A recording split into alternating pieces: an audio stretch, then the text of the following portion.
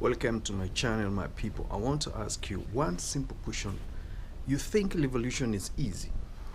When you decide to rise against a sitting government that is being crafted by a dictator, what is coming in your mind? You think revolution is easy? You just wake up and you plan, and then the euphoria tells you to go and do it. Revolution is systematic. And revolution, it got what we call the theme and the guideline.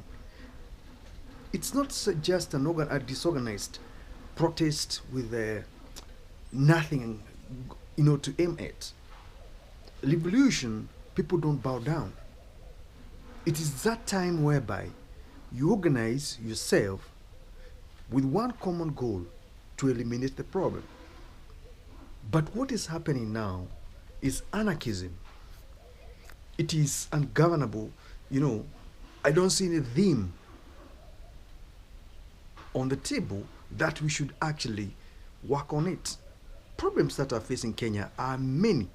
And these problems, they did not come with the sitting president only. He just, exaggerated and went to the extreme end until people came out on the street.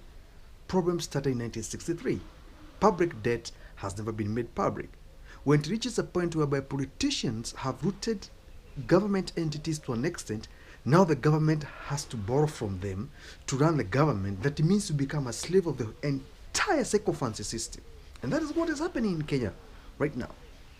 Last week, what Kenyans did is massive, and I give them credit because they were trying to express their grievances, and people who are trying to express their grievances, they are these young Gen Zs, people who are 30 years and below.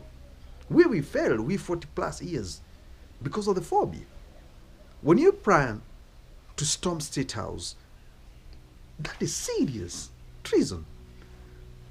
When you plan to storm Parliament, the second most protected area, and then you actually managed to get inside and do the damage you did, that showed you are heading somewhere because you're tired of the system entirely. What next? Because the myriad of issues at hand is out of, it's out of control. We need digitalists, people with integrity, and multi-international, corporations must stay away. These are internal issues where you have created a dictator of your own making, and you are the only people who can take him out. You voted him in, and you knew his past history. Now you want to take him out through civilian coup, and you're not organized. If you say today we are going to the city, 1 million people should be in the city, period, because you have one common goal, and that is what you want to fight. Come on, guys. Sometimes you make me lose my mind when I try to analyze the problems that are facing my country, and people are not understanding where we are coming from. I can give you a secret. Since the vice president spoke and said, my people don't go to the street, the following day, people didn't turn up on Thursday. Meaning, majority, they are from the region. You know what I'm talking about.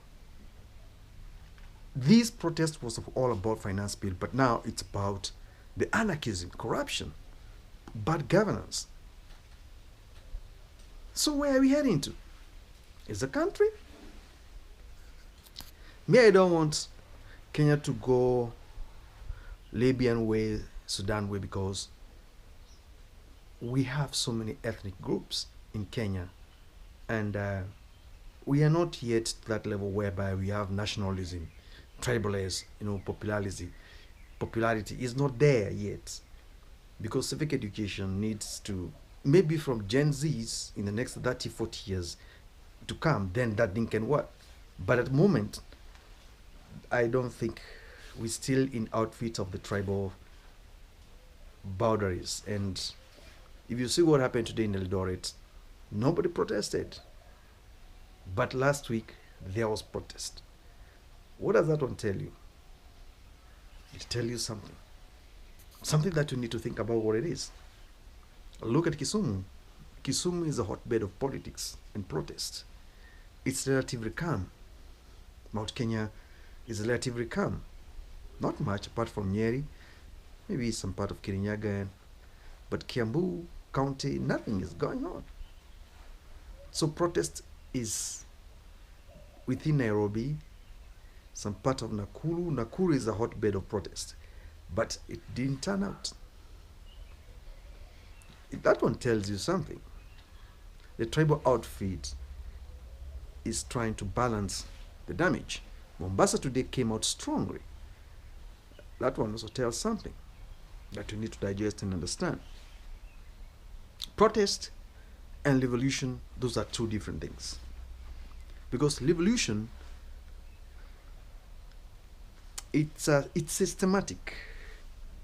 People who are in revolution, they change mood.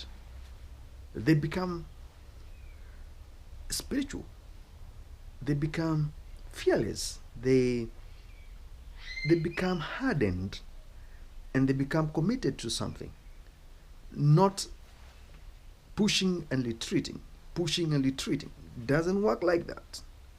They start singing the war songs. The songs of the wars. They engage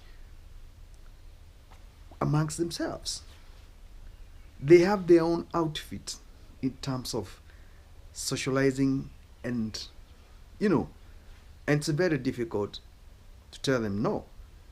They are resistant people in everything. So what is we are seeing now in Kenya is political and economic protest. But it's not a revolution yet. It was almost a revolution the moment they entered parliament.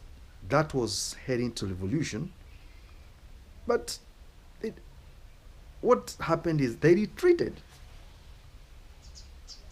We were almost a minute away to freedom because State House is just next. We didn't. Now, what you started, I don't think you'll be able to win, because the dictator you want to chase away at the moment is very mad at you guys. And he'll come up with a systematic mechanism to pin you down and hit you hard. If you don't watch, he'll come for you. So it's better you be persistent until he bows down. Right now, economically, there's nothing going on in Nairobi. It's dead. For the last 3 weeks, many businesses have been hit hard. Looting has taken place. The old baggage of political sycophants on the opposition side, they are just backing. They're doing nothing. For how long are we going to keep on talking? Tutaongea mpaka lini? Siku itafika lini tuseme sasa leo tumefika mwisho? Tutoka si wote. Si watu wachache, watu wote watoke. They come out in numbers. Diaspora watu wanajaribu. They are inciting. Wale wanaweza wanaenda kwa embassy. People are busy online, but they're not practically out. Revolution is not easy. It's not what you think. It needs articulate measures. Strategist pillars must be put in place in order for this thing to go through. If you don't, then it's not going to work. Period. That is my point.